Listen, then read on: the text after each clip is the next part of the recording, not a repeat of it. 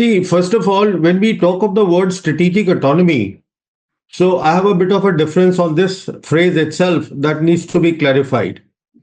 Now, in my opinion, there are only three great powers in the world, and those three powers are America, China, and Russia. And by definition, a great power is which has a capability to influence events anywhere in the world, and it can take care of its sovereignty by itself. So, why I'm saying this is because, in my opinion, only these three great powers today have strategic autonomy. When you talk of strategic autonomy, what to me it means is that the capability to take your decisions by yourself, not be intimidated, not be coerced, not to be pressurized by any other country to change your policies or to change your action. So only the great powers can do that. India is not one of them. So it will be incorrect to say that India has strategic autonomy. I mean, it's okay to talk as part of a rhetoric, but this is not the truth. See, what has happened is that the Modi government in India since 2020 has invested a lot in America.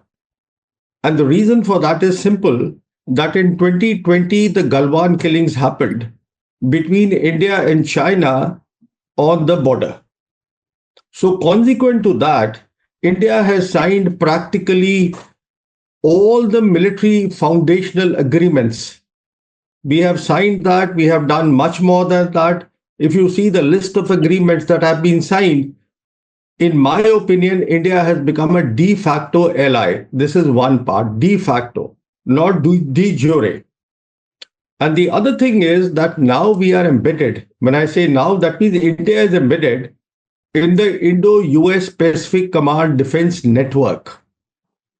Just to recall to your readers, your viewers, that it was President Trump in his first term in office in May 2018 that he renamed the US Pacific Command as US Indo-Pacific Command to give centrality to India.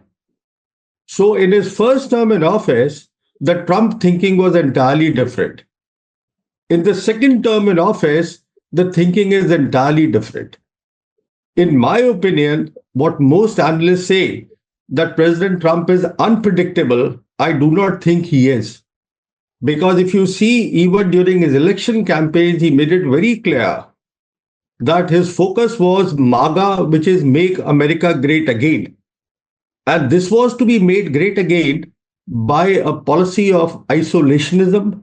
That doesn't mean you remove yourself from the world, but what it means is that you build up your national power and you build up your deterrence. And his second aspect was to end the forever wars, which is precisely what he is doing in Ukraine. So your question, I would like to answer this way, because India has invested so much. So there is an anxiety. If I may even use the word, there is a worry in India that what will happen because the stakes are high. And why I say stakes are high from the government perspective is that we decided to be in a competition with China, which is our neighbor. When I say competition, basically India's External Affairs Minister Jai Shankar repeatedly has been saying that both India and China, they are rising, which is true. But the point is, they are rising relatively. So you have to quantify also which country is rising how much. So you see, so the whole idea is that the Modi government, which is not founded, that India is actually in competition with China. So it believes that with the support that it will get from America, it can continue projecting itself as being in competition with China. You see, but what has happened is President Trump has turned the world upside down. As I said, he's got an agenda. And until now, it's just been 2 weeks. And the whole world today is in complete turmoil. It's upside down because a lot of leaders and a lot of regions have been rendered geopolitically irrelevant. So India is worried. There is a lot of anxiety here because the stakes, as I said, are high. See, you have actually asked two questions and both are very interesting. Let me answer them one by one. The first is that India America relations. Well, they are important for America, but it is not President Trump's priority. That is the point. It is a very significant point because his priority is somewhere else. His priority is to make America great again. And in that, he has a certain role which is not a priority role for India. So it doesn't mean that they will not share their technology. What it means is, in very simple terms, they have a great market. All the US big tech companies are already here. As far as the emerging technologies are concerned, which is prominent amongst them is AI architecture, which is the data centers. They are being built here with American companies, tech companies help, total help.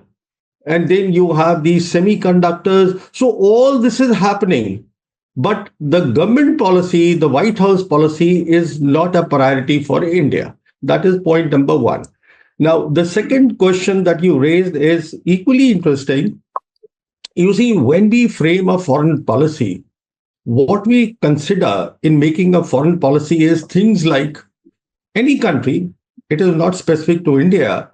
You look at the country's geography, where is it located?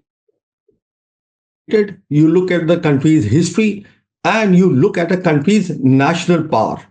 And national power at a time like this, when you are looking at a foreign policy in terms of global shifts, it is primarily three things. You're looking at technology, you're looking at military power, and you're looking at economic power. Now, this is a traditional way of making foreign policy. What has happened is there is an opportunity today for India, which is the geopolitical opportunity, which changes your entire foreign policy, the traditional way of looking at foreign policy. And what this means is basically that today, if you see Asia Pacific, what the Chinese and the Russians call Asia Pacific, and the Americans and the West and India, they call Indo Pacific. This has become the arena or the theater for great power contestation. Let me explain this also what it means. What it means is that it is in this theater, all the three great powers that I spoke about, they have their vision and their mission to be accomplished. Let's simplify this, move away from rhetoric to see in reality what could be one of the missions. So one of the missions would be that if you see from Western Pacific and right till going to the Strait of Hormuz, you cross the entire Indian Ocean region. This is where annually 4 trillion commercial trade passes, of which China's trade alone is more than $1 trillion every year. So this is where the contestation is. I'm just giving you one example. For example, that whoever has a control or has a good security framework in place for the commercial or the sea lanes of communications is secure.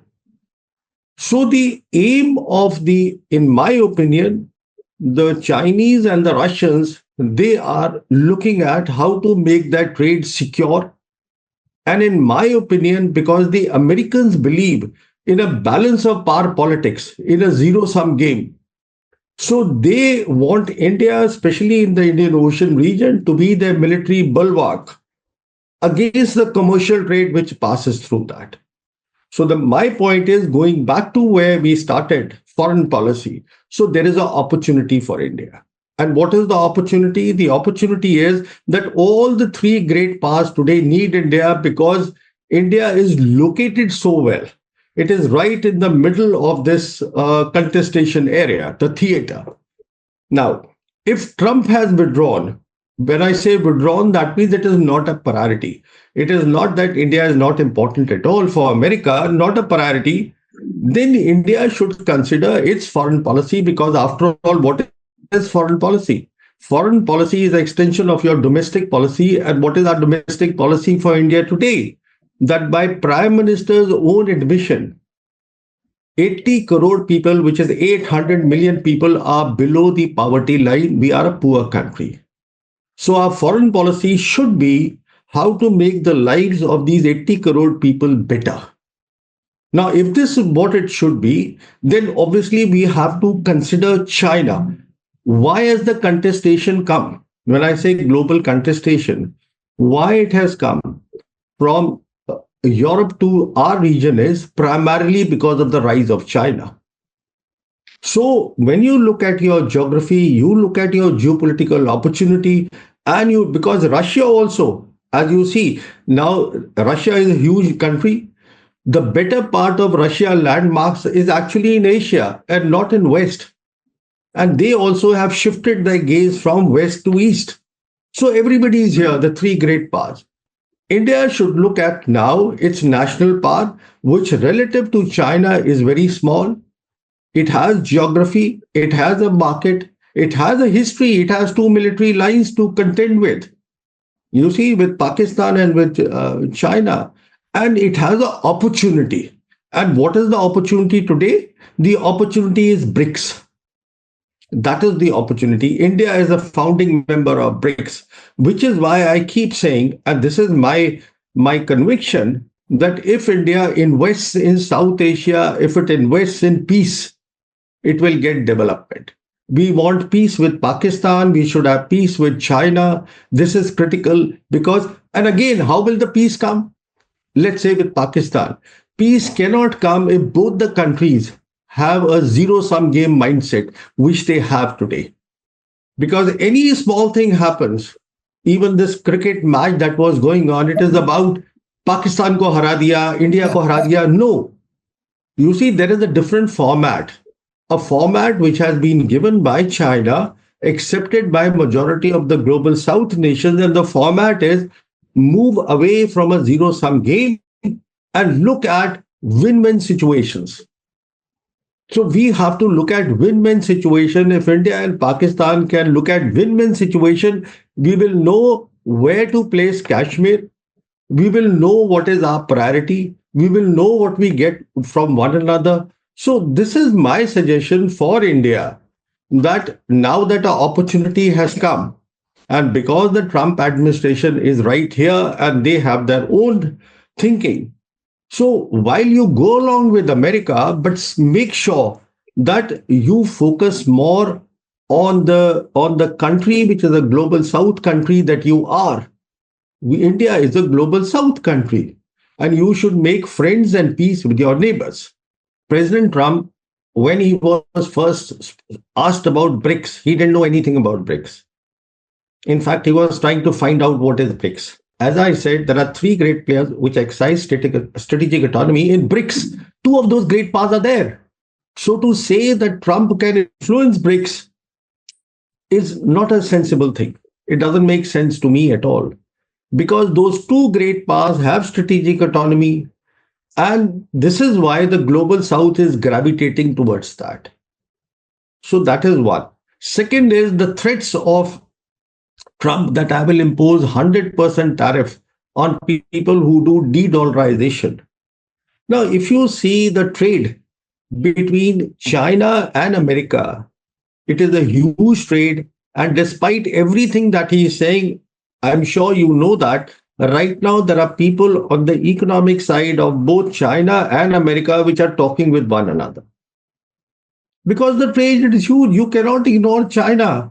I mean, a country which is there, when you see there are total today in the world 193 nations, 140 of those are the primary trading partner with China. And 135 nations are on board the Belt and Road Initiative. China today provides 30% of the global manufacturing. China is there on all the important supply chains of the world. And if I may add, Chinese Foreign Minister Wang Yi recently at the Munich Security Conference, he said that while the GDP growth of China is 5%, it is still contributing 30% to the global economy. So the point I'm making is very simple. that countries like India and US, it will be their loss. It will be their loss. The threats means nothing. You have to go by the reality. You have to go by the facts. I see no way that the BRICS momentum will stop with or without India. Now, if India is there in BRICS, which it is as a founding member of BRICS, then it helps. Why it helps is because India is a global South nation, India has a huge market, and if it can work in a win win way, then BRICS can help us and it can help BRIC stabilize. If I may go a step further and say, in my opinion, today BRICS is the centerpiece or the central institution that can stabilize the global geopolitics. It is so important and it is not stopping by any threats. India is a developing country, and like so many developing countries in global south, so under the WTO rules, India is to be treated in a preferential manner. But what Trump now is saying is that I do not accept the WTO rules, I throw them out of the window. And I will have reciprocal tariff on India. That means if you impose this much, I will impose the same. So India has kept quiet. Why it has India has kept quiet is very simple, because today there is $45 billion trade in favor of India. And Trump has already given out a list of how you will dilute that, and India is working on that. Because for India, the important thing is, as I said, the close ties with America. Why it is important with America is A, because India has decided it wants to get all the emerging technologies from America. It does not want to have it from China. And India has also decided that it wants to be seen as competing with China, which is only possible if it has, in India's thinking. When I say India, the government of India is thinking that they are seen as close allies of America. So India has accepted all the terms, but obviously a country like China cannot be pushed. It has strategic autonomy. A country like Russia cannot be pushed. It has strategic autonomy. You see? So therefore, China has not accepted. So the two sides are now talking to one another. And let me go a step further. The French president Macron was recently asked in an interview that would you get the Chinese technology? He says, why not? He said, why not? Because the point is that any country, when you talk of cyber threats, when you talk of, you see these backdoors, when you talk of all these espionage, any country can do it. I mean, America also has done it. There's a famous case of that Edward Snowden. Correct. I mean, any country does it. They do it on their allies. There's enough evidence of that. In fact, there is no evidence of China doing it. Or if it is there, I'm not aware. So the point is, a country, when Macron says a thing like this, that I can consider Chinese technology, what he's saying is that I'll be slightly more careful as far as Chinese technology is concerned. Therefore, I will have a very stringent cyber security. So you see, this is how it works. You cannot stop China's rise. That is the point Mr. Trump has still to understand.